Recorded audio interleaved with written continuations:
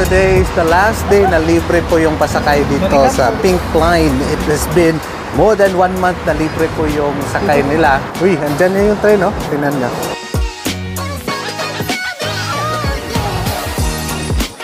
Let's go, let's go. Excited na excited po tayo na makasakay dito. Oh, nice, oh. You want to go to the front? Maybe you can go to the front. Yes.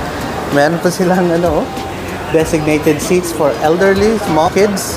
Kasi dito sa Thailand, priority po yung mga bata na maupo. Hindi po tulad sa Pilipinas na kinakandog na yung mga bata, pinapatayo. Iba dito sa Thailand, priority yung mga bata. In-offer niya yung upuan niya dun sa matanda sa likod. Dude. Importante turuan natin mga bata maging responsible at compassionate towards others. You like it?